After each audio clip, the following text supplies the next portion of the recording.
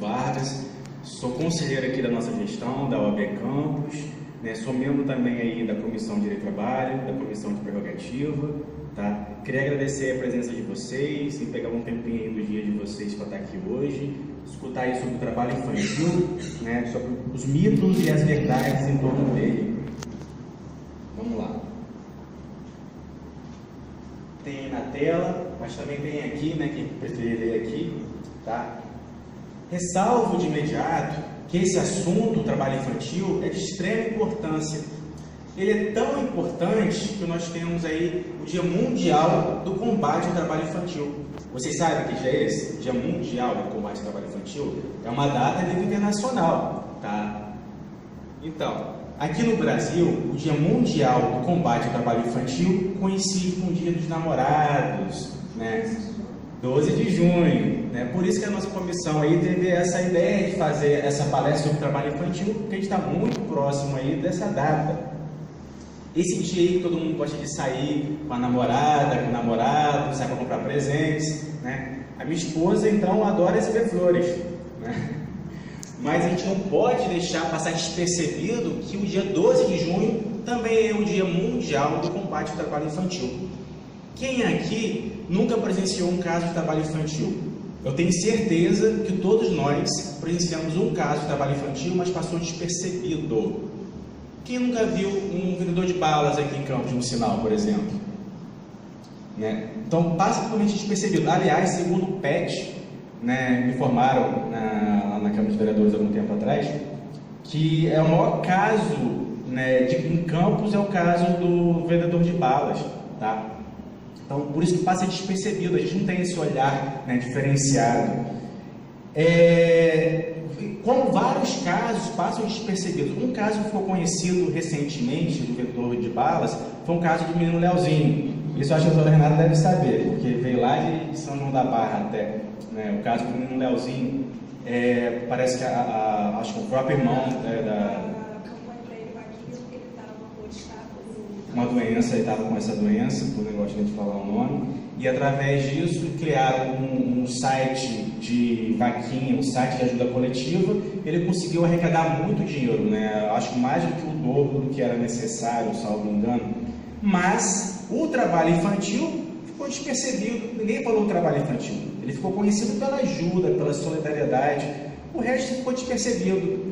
Como vários casos no Brasil ficam despercebidos. Aqui no Brasil são cerca de 3,5 milhões de crianças e adolescentes vítimas de trabalho infantil, sendo que 2 milhões de crianças estão fora da escola. Mas o que adianta a gente combater o trabalho infantil? O que adianta a gente combater o trabalho infantil se a gente não consegue identificar o que é o trabalho infantil? Isso eu pergunto para vocês, o que é o trabalho infantil? Tá? O que é? Eu mesma já deu um filho de 9 anos para trabalhar comigo. Não, eu vou chegar nesse ponto. Não, eu estou querendo identificar o que no caso a exploração, talvez. Exatamente. Quando a gente fala de trabalho infantil, a gente está falando de qualquer trabalho da criança e adolescente, não confundem. Até porque a gente vai ver lá na frente que existem trabalhos da criança e adolescente que são sim permitidos.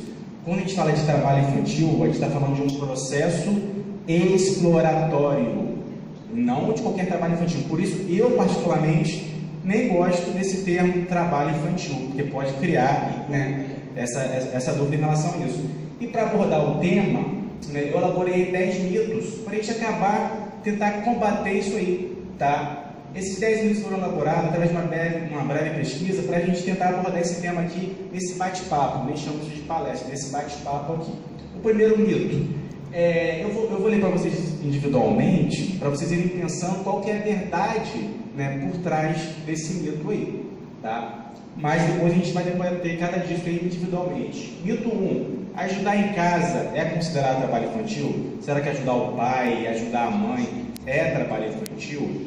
Mito 2. Somente a criança de família em situação de pobreza extrema trabalha? Será que o menor que está acima da linha de família, acima da linha da pobreza, será que o menor de classe média não é vítima de trabalho infantil? Será que é só aquele menor de família de extrema pobreza que acontece isso? Vão pensando, depois a gente vai abordar isso aí, tá? Vai ser um bate-papo bem rápido. O trabalho do menor ajuda a renda familiar? Mito 3. é uma coisa óbvia, né? Ah, mas o trabalho menor vai vir complementar a renda da família. Mas por que você botou isso como um mito? Vou chegar lá. Mito 4, quem não trabalha é vagabundo. Quem nunca viu esse ditado aí? Por isso que eu falo, isso é cultural, né? E esse é o nosso maior desafio, acabar com essa cultura. Quem não trabalha é vagabundo. Eu não quero ter filho vagabundo, não quero ter filho marginal. Eu prefiro ter filho trabalhando que filho marginal na rua. Então isso é cultural. Então isso aí acho que é o nosso maior desafio, acabar com isso. Mito 5, é melhor trabalhar do que ficar na rua, né, exposto ao crime? Ou aquele velho ditado, é melhor trabalhar do que roubar? Né? Vamos pensando em qual é a verdade que está aí nesse mito. Mito 6, trabalhar não mata, né? Ninguém morre de trabalhar, né? Também é uma coisa cultural, quem nunca ouviu isso? Ah, trabalhei demais, tudo bem, eu nunca vi ninguém morrendo trabalhando, né? Mito 7, quanto mais cedo começar a trabalhar a criança, melhor será o futuro dela? Será? Isso também é uma coisa cultural. Vou botar meu filho para trabalhar, quanto mais cedo ele trabalhar, melhor será o futuro dele. Mito 8, o trabalho é essencial aí para o desenvolvimento e formação do caráter do menor. Será? Mito 9, criança que trabalha fica mais esperta, a criança que trabalha ela fica mais safra. E mito 10, por último, o trabalho da criança e adolescente é proibido. Né? Vamos voltar lá então para o primeiro, para a gente pensar. Ajudar em casa. Será que lavar a própria roupa, lavar a própria louça, arrumar a própria cama, ajudar o pai, ajudar a mãe, cuidar aí da piscina, cuidar do jardim, cuidar das plantas, será que isso é trabalho infantil?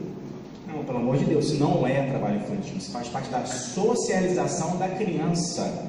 São através dessas atividades aí, né, domésticas, que a criança vai despertar o seu senso de responsabilidade e de solidariedade. Isso não tem nada a ver com o trabalho infantil. É muito saudável uma criança fazer isso, né, ajudar o pai, ajudar a mãe. Isso faz parte da socialização da criança. Porque quando eu dei uma palestra na escola em relação a isso, sempre a criança pergunta: doutor, mas eu faço isso em casa. Doutor, eu faço isso em casa. Doutor, pelo amor de Deus, você tem que fazer isso em casa, tá?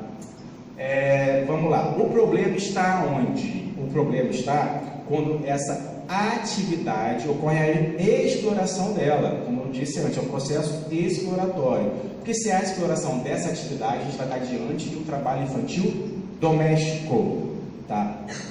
Um exemplo do trabalho infantil doméstico, para vocês poderem entender.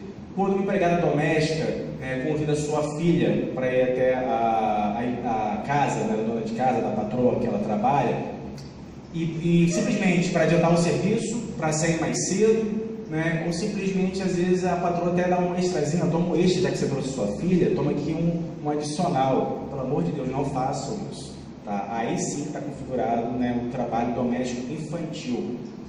Mas eu percebo, se vocês também percebem, vocês falam comigo, é muito difícil evidenciar um trabalho infantil doméstico, do meu ponto de vista. Eu acho muito difícil. Por quê? Porque ele acontece dentro dos grupos familiares.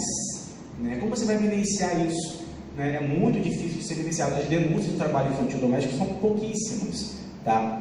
Mas tem uma palavrinha-chave que a gente consegue identificar se esse trabalho infantil doméstico é um trabalho infantil proibido, ou se não é, ou se é um trabalho normal, esse que faz bem, que faz parte da socialização da criança. Que palavrinha-chave é essa? Chama obrigatoriedade. Né? A partir do momento que ele se torna obrigatório, a gente tem um trabalho infantil doméstico. Uma coisa é você falar para o seu filho ou sua filha: hoje você arruma sua cama, deixa o seu quarto aí bonitinho nos trinques. Outra coisa é você impor o seu filho: se hoje você não arrumar o seu quarto, arrumar o quarto dos seus irmãos, cuidar dos seus irmãos, cuidar da filha da vizinha, você não vai para a escola. Né? Percebeu a diferença, como é diferente? Tá? Então, a questão é essa. Vamos lá, seguindo aqui. Mito 2. Somente criança de família em situação de pobreza extrema trabalha? Será que o menor aí, que está fora da linha de pobreza, será que ele não é vítima, né, do trabalho infantil? Então, meus amigos, segundo o censo aí de 2010, 40% das crianças e adolescentes, né, que trabalham, elas estão acima da linha da pobreza. Mas por que isso acontece? Isso é um grande mito. Realmente, né, as pessoas não visualizam isso. Acho que é só aquela criança de família bem pobre que trabalha. Por que será, né, que esses trabalhadores aí que estão acima da linha da pobreza, se eles não têm essa necessidade de trabalhar, por que eles trabalham? Simplesmente, segundo pesquisa, para adquirirem bens de consumo, para comprar uma roupinha da moda, comprar um celular de última geração, ou simplesmente esses jovens eles querem adquirir a autonomia deles e até a própria inclusão social, tá? Vamos lá. Mito 3. Né, o próximo mito aí. O trabalho do menor ajuda a renda da família? Aí vocês me indagam, doutor, mas o menor ele trabalha para complementar a renda familiar? Sim, é claro, é uma coisa até evidente, até porque a maior causa do trabalho infantil é a desigualdade social. Obviamente esse menor ele trabalha para complementar a renda familiar, né? Mas por que eu coloquei isso aí como mito?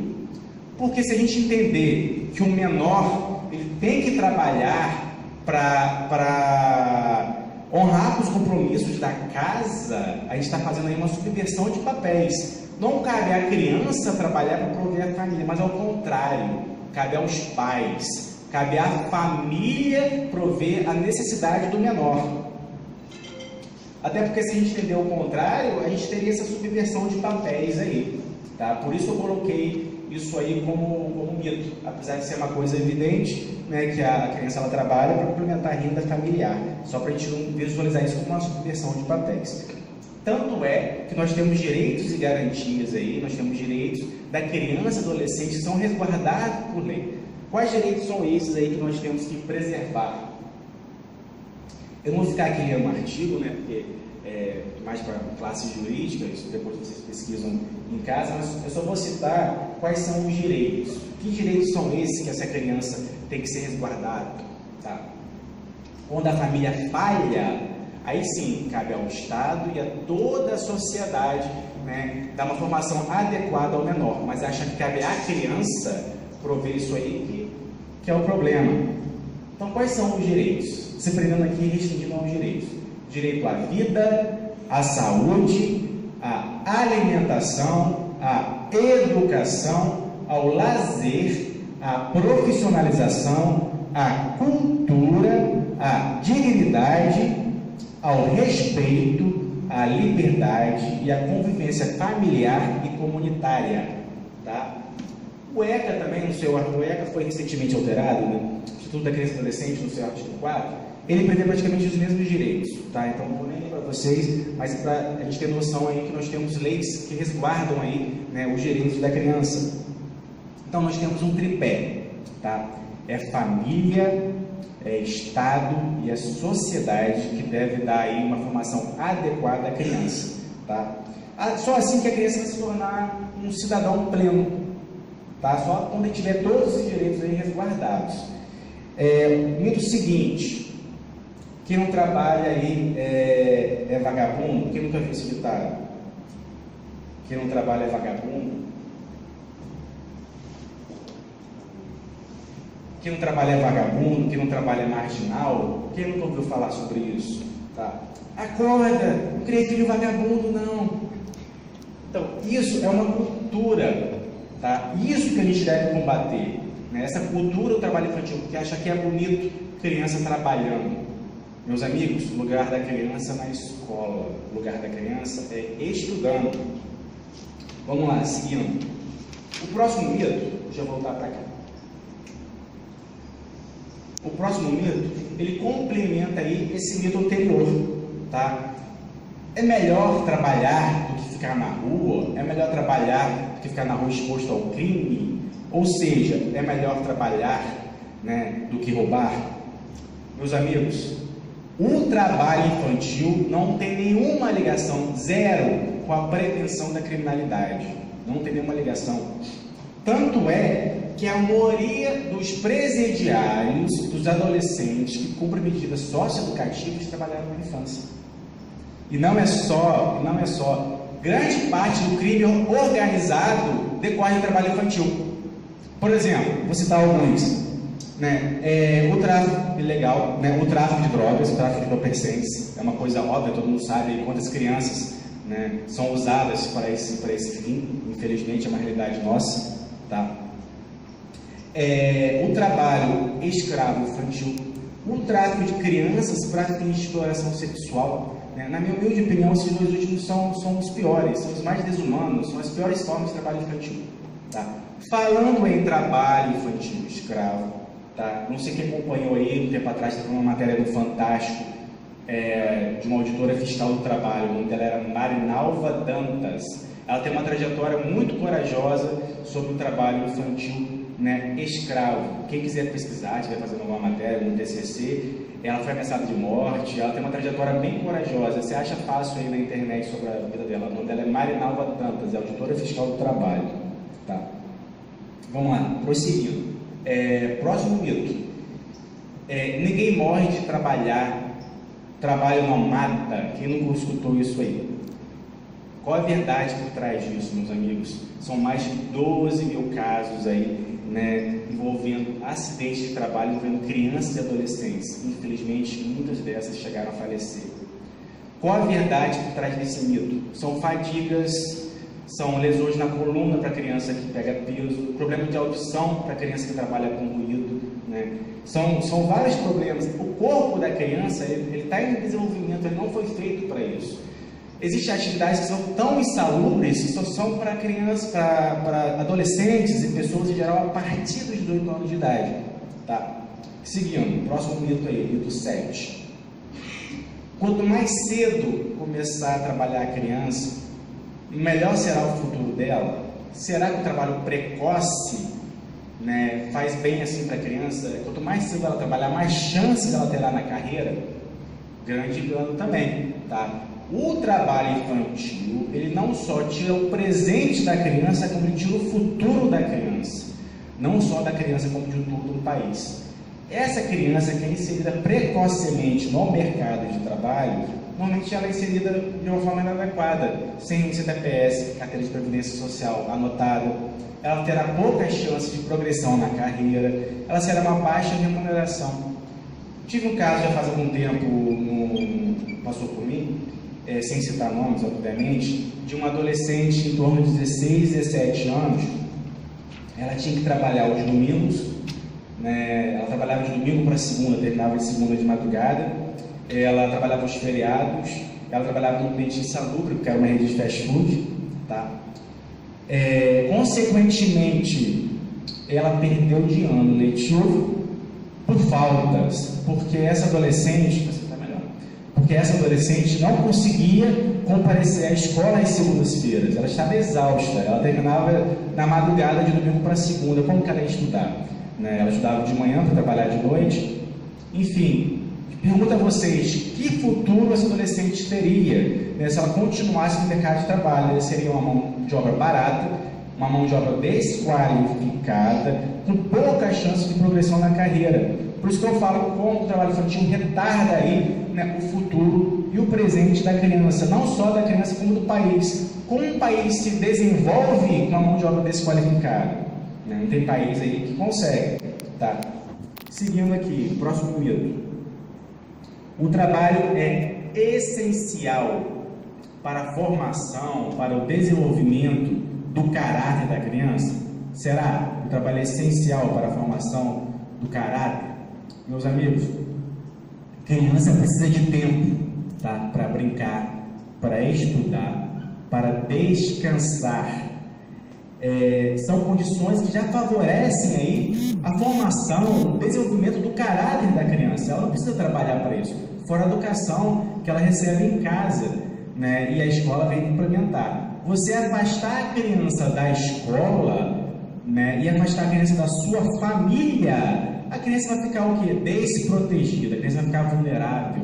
E isso a gente não pode permitir, tá? Seguindo aí, né, a relação dos mitos. Criança que trabalha fica mais esperta, fica mais safa, digamos assim, né? Óbvio que não, né? Tanto esse exemplo que eu acabei de citar da menina que perdeu de ano, que ela não conseguia ir para a escola, porque ela estava muito cansada, estava muito exausta, e várias pesquisas já demonstram que a criança que trabalha, ela tem um rendimento muito baixo na escola. inclusive há pais que têm seus filhos, né, vítimas de trabalho infantil, que acreditam que essa criança sofre de déficit de atenção, que essa criança é imperativa, né, sendo que na verdade essa criança só está cansada. Quem gosta aí, quem costuma ler Augusto Cury, tem um livro que ele escreveu, Pais Brilhantes, Professores Fascinantes, os nomes são muito parecidos. Pais Brilhantes, Professores Fascinantes, é isso. Eu li quando minha esposa estava grávida. Augusto Cury, ele tem uma tese, né, ele chama de SPA, Síndrome do Pensamento Acelerado, né, esses distúrbios de ansiedade, tá? Imagina a quantidade de informação que uma criança que trabalha, né, tem na cabecinha dela, porque ela é transformada no mini humano, tá? Então, tudo isso aí a gente tem que levar em consideração. Seguindo aqui o último mito, né, porque eu botei isso como um mito aqui, o trabalho da criança e adolescente é proibido, mas eu preciso me dar. Fausto, mas não é isso que a gente está vendo, que o trabalho da criança e adolescente é proibido? Tá? Por isso que eu botei isso como um mito. Não é qualquer trabalho da criança e adolescente que é proibido, não. Existem sim formas de trabalho dentro dos limites de idade, das condições que são expostas, que é sim permitido de acordo com a lei. E o que diz a lei? O artigo 403 da CLT é muito claro em relação a isso. É proibido qualquer trabalho a menores de 16 anos, salvo na condição de aprendiz a partir dos 14 anos de idade. Ou seja, entre 16 e 18 anos de idade, o menor pode sim trabalhar, mas ele não pode trabalhar em um ambiente salubre, ele não pode trabalhar em algo que prejudique a sua saúde e a sua educação, tá? Deixa eu passar aqui o slide.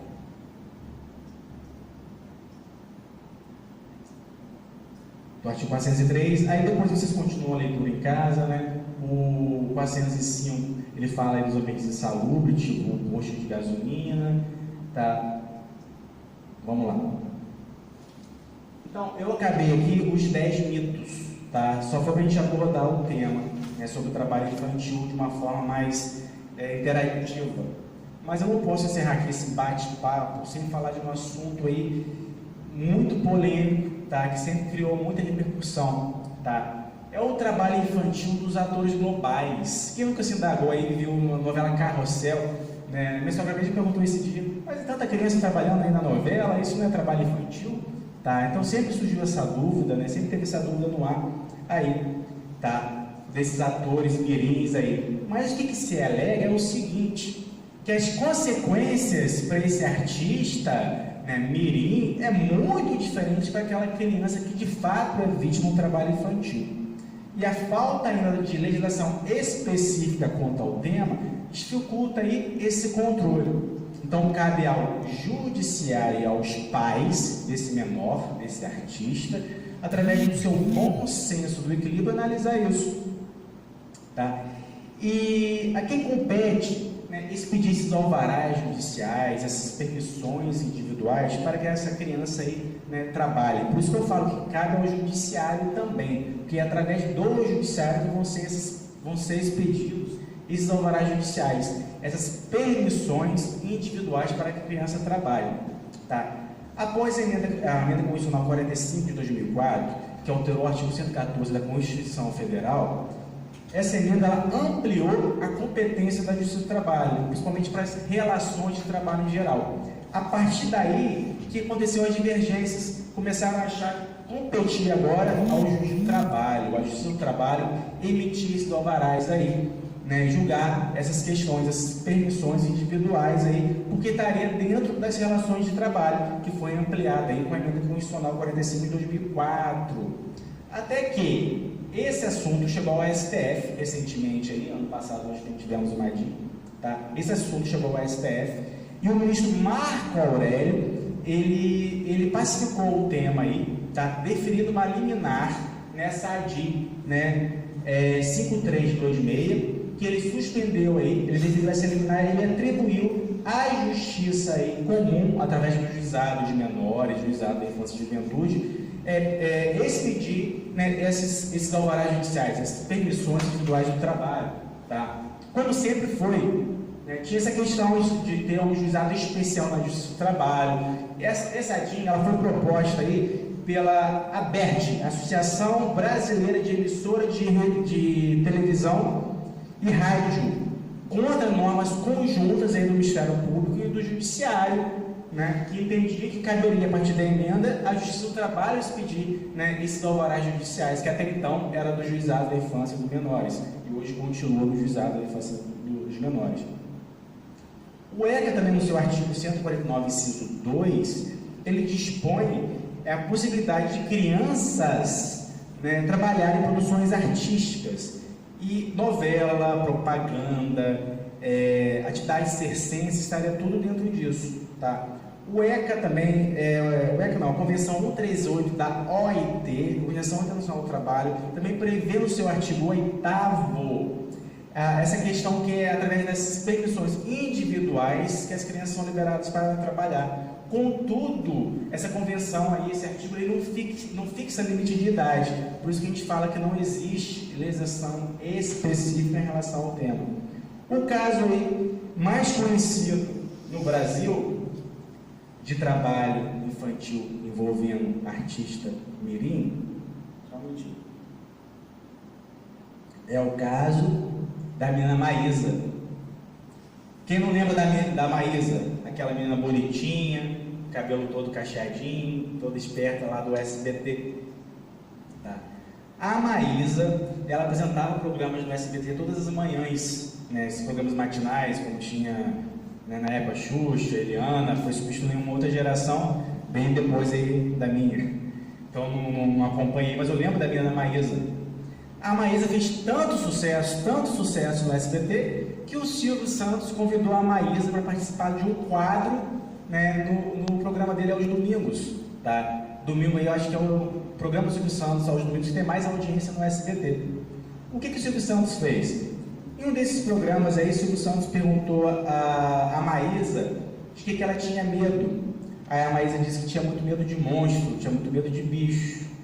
Silvio Santos foi, nada contra o Silvio Santos. Silvio Santos foi, é a voadora do Silvio Santos. Silvio Santos foi, botou um menino fantasiado de monstro, de bicho, escondido, né? E de repente, né, lá com a Maísa conversando, convidou esse menino, né, para o palco. A Maísa, quando viu, ele começou a chorar. De repente começou a chorar cada vez mais, e entrou em desespero total, né? Silvio Santos, não satisfeito, convidou a Maísa de volta para o programa seguinte e começou a provocá-la. Maísa, sua chorona, Maísa, sua bobona, sua chorona, você chora à toa. Quando ele começou a provocar a Maísa, veio à tona, ele ativou a memoriazinha dela, veio à tona todo aquele medo que ela sentiu, ela começou a sentir de novo, ela começou a chorar cada vez mais, saiu correndo chamando a mãe, bateu com a cabeça na cama. Não sei se vocês viram isso. Eu estou com um vídeo separado aqui. Pode colocar. É rapidinho, 2 minutinhos para vocês terem noção. Eu nem ia colocar o vídeo, não. Mas como tem no YouTube, né, já está aqui, fica mais fácil. Vocês terem noção do que é. Mas por quê? Ah, já sei. Por quê? Acho que ele está perguntando por que ela tem medo.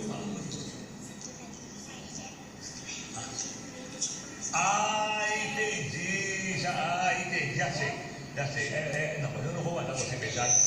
Não, manda entrar aquele menino que eu vou fazer, eu quero ver se ele.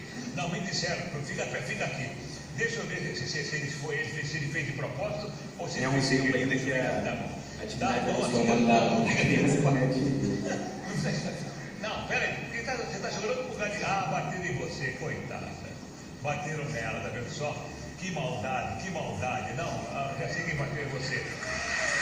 Você está chorando por quê?